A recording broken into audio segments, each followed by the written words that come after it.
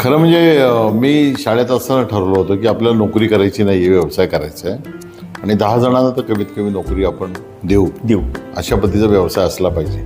तर मी म्हटलं जगात सगळ्यात बेस्ट काय आहे, तो कोहिनूर हिरा आहे. करेक्ट.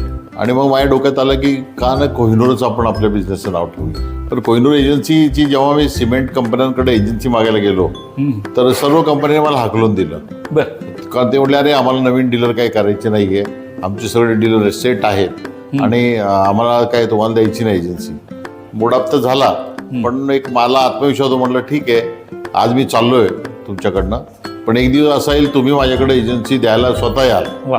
तर तेव्हा ते हसले मला सगळे की काय याचं ओव्हर कॉन्फिडन्स आहे म्हणून. की सगळीकडे पुण्यात चर्चेचा विषय झाला की हा कोहिनूर कोण आहे. सर्व कंपन्यांना असा आश्चर्य धक्का वाटला की हा नवीनच ब्रँड उदयाला आला कोहिनूर आणि एवढा माल विकतोय.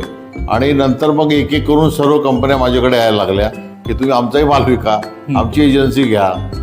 मी पहिल्यापासून काय ठरवलं की कोहिनूर जर ब्रँड आहे तर सचोटी, प्रामाणिकपणा, वेळेवर डिलिव्हरी, दिलेला शब्द पाळणं, हातोनात कष्ट करणं आणि ग्राहकाचं समाधान हे माझ्या दृष्टीने फार महत्त्वाचं आहे. कारण कस्टमर जर सॅटिस्फाईड असेल तर तुम्हाला जाहिरातीची गरज लागत नाही. तो कस्टमर तुमचा स्पोक पर्सन असतो.